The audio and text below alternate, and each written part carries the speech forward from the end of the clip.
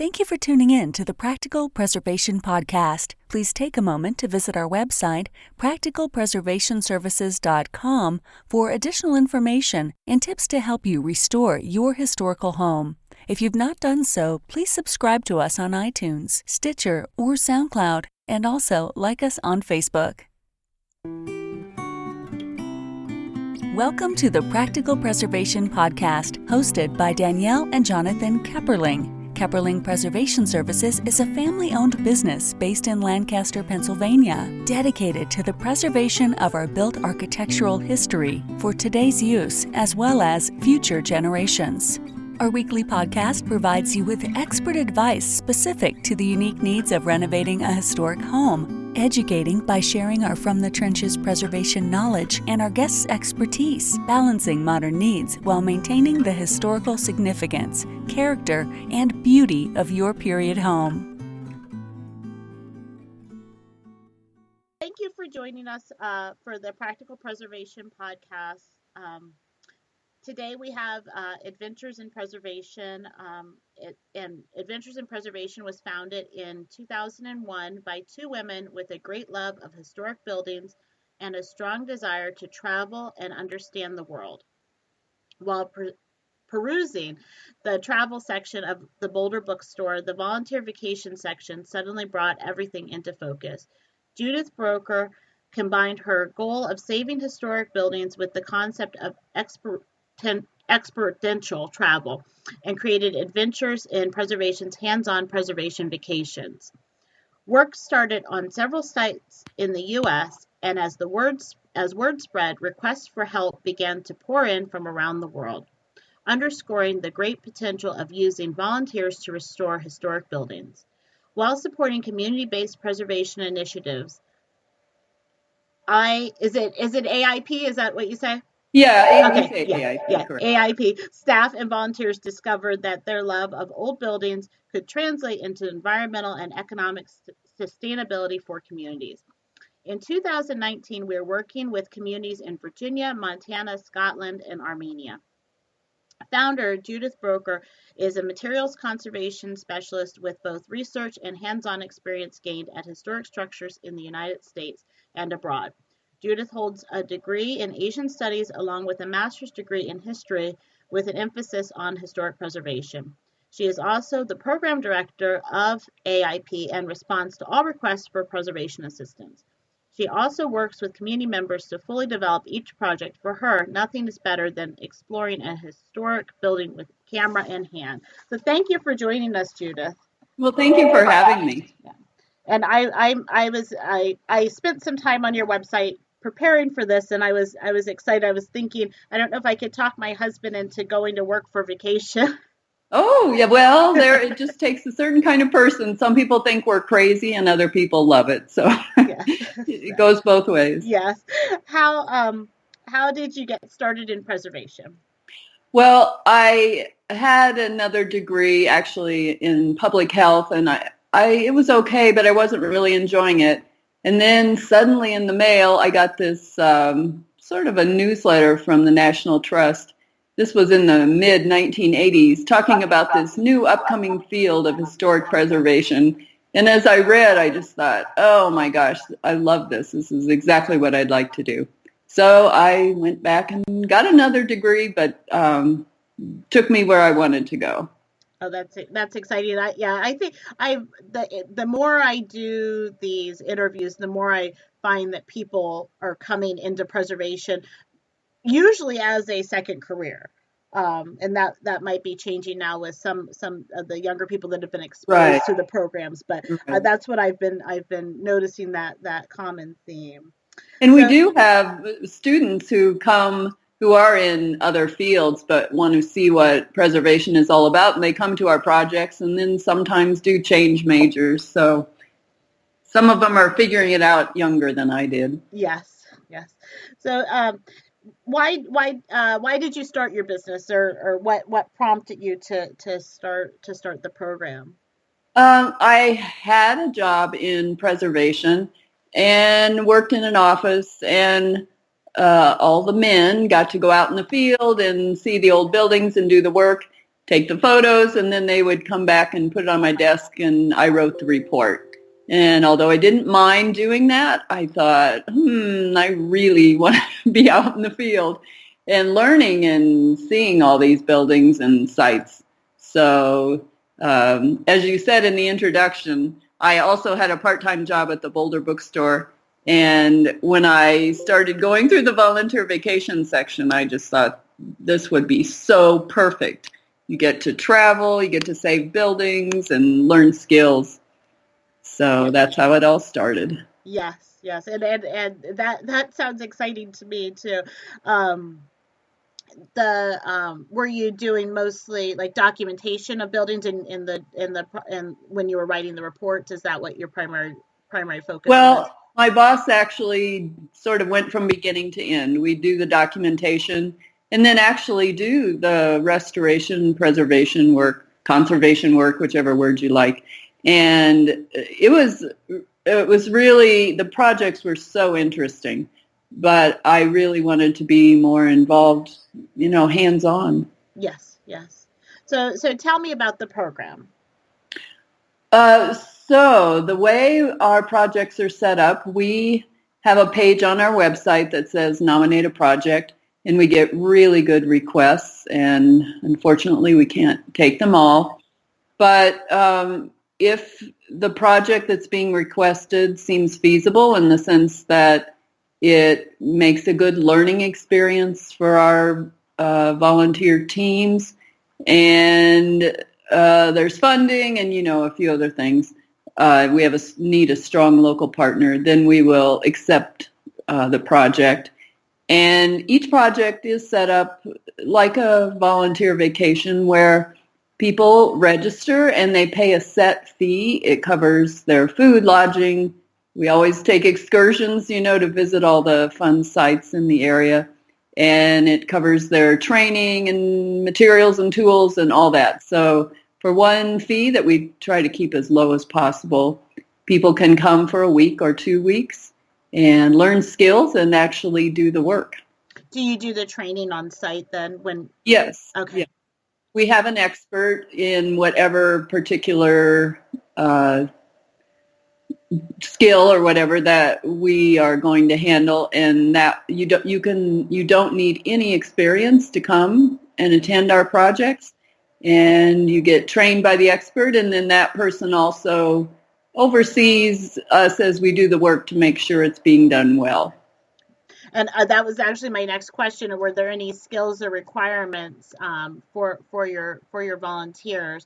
And one thing that I noticed on the website was that it was mostly focused on like one skill for the week, which I think is manageable, rather than trying to train a bunch of people to do a bunch of different things. Right. At the most, we'll have maybe 2 main tasks that we need to get done, but the groups tend to be maybe between 5 and 15 people, because we want people to have the opportunity to always be in there and working and not standing back and waiting. And so the groups can't be too large, so each expert can handle maybe 10 to 15 max, and allow everyone to participate and really go home with some new skills and a really great experience. Are the backgrounds of the people that come to volunteer, are they like historic homeowners, or are they professionals, like preservation professionals? What? It's such a variety. Okay. We do have historic homeowners and we do have professionals. We have students, or early career folks. And then the retirees who like to travel and try something different. We have a fair number from that group. So I like it because it's really a wonderful mix of ages and experience. And some people are there just because they like to travel, not so much for the skill learning, but we all have a great time. Yes, that sounds like a learning experience all around. Right. Yeah. How do you choose your projects as they come in and people, are pitching their project to you? What determines, what project gets selected? Right. we need a really strong local partner because usually there isn't enough funding for us to be flying or driving or whatever, traveling back and forth to the site. And so there's a lot of prep work, and we do depend on the local organization or individual that we partner with to help with a lot of the organizational work, setting things up. So that's important. And like I mentioned, we really look for a good learning experience. So it needs to be something that's interesting, fun, useful for the volunteer teams to learn. And sometimes when, it's just up to me or we have the other factors are equal, we pick a place that we think would just be great to travel that we haven't been before. And also the need of the community, that I should say is quite high on the list of criteria. Yes. And I would think, though, that the attractiveness of where to travel to is important, especially for getting people that want to go. Right. And I will say it's so subjective because project requests come into me like from Albania, and I'm like, oh, that is so cool. I would never go there otherwise. But then it almost limits the numbers who will sign up because people are a little afraid or, Yes. that sort of thing. Yeah. So we just try different locations and see what people want. Or we do put out questionnaires sometimes to say, where would you like to travel? Get some feedback. Yeah. Yeah. So what do you wish that you knew when you got started that you know now? What do I wish I still knew now that I don't know now? We started this, strictly from the love of old buildings. We were preservationists. We had no business skills. And, a nonprofit is a business like any other business. And that is where we struggle the most, is just running a business because we did not know how to do that and still do struggle with that a bit. And that's probably the main thing. I didn't have any idea what all was involved, but you learn as you go. And I think that's true a lot of times in the trades. People, go into business for themselves and they're really good at their craft, but they're not necessarily good at the business side. You're right. And fundraising for us is always the biggest problem. The field of preservation isn't necessarily that well funded. It's very competitive. And so we're trying to be creative and point out, what a good educational experience it is, how it helps the economy of the communities we work in and that sort of thing. But fundraising is a huge challenge. Is the majority of your fundraising, is it grants or is it like small donors, individual donors? We try it all. We do have some small donors. We go for grants and we do try to get corporate sponsors. But some of our locations like Armenia and Albania and those kind of places, it's hard to get a corporate sponsor because it's totally outside of their realm of where they work and where they want their name put out there. So yeah, we're trying to just figure out the best way to put it all together and be funded, and we're still working on that. Yeah. I can imagine that would be a challenge, but having a wide variety of, a wider base is better than trying to do it all from one source. Oh, absolutely, yeah. And also, we don't necessarily want to go back to the same location every time, and the communities that need us are often in places where the corporations don't care so much because they're not involved there. Right. Yeah. So we haven't quite come up with the answer, but we keep going. So would you say then that the fundraising is your biggest challenge with Yes. the program? Absolutely. Yeah. So how can someone help and get involved? Well, you can get involved at several levels. Excuse me. You can register to come to a project, and that could be the most fun way to be involved. And we also do have volunteers on our staff that have certain skills that we need like an accountant who volunteers, and we're always, as I mentioned, looking for people who actually know how to write grants and that do fundraising, that are willing to, if not do it for us, then, teach us or work with us. And we also, there's several people who will go talk to university classes in their communities, so they don't have to travel to do it. They are just supporters of ours, and they like what we do, and they spread the word for us. So. Okay, so you can travel, you can do some things local, or you can offer your talents, and I'm sure you accept money too. Oh yes. So how know what to do with your money? We will put it to good use. How can our listeners get in contact with you? You can go to our website, adventuresinpreservation.org, and there's a contact us page.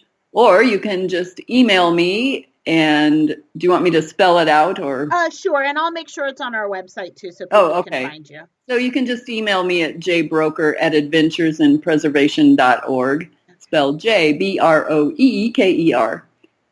Okay. And you can always call the phone number on our website as well. So if you don't, if sometimes it's easier just to call and ask questions, and that's fine too. Definitely. Of the volunteer opportunities you have for this year coming up, are any of them full, or are there still opportunities for the travel?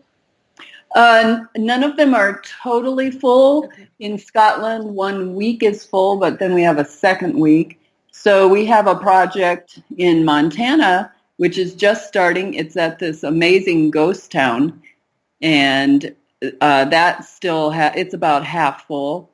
And then we have a project we do every year in Virginia that's half preservation and half archaeology, and has now gotten into drone technology and really some interesting things. And that has space. And then we have our Armenia project, again, maybe half full or a little more, and 2 projects in Scotland, one at a historic bridge at the site of a castle, and another in a historic glass house or greenhouse that we're working on. So I was just thinking, are there any age requirements, or do you allow children? Well, really, it's not anything most kids would be interested in.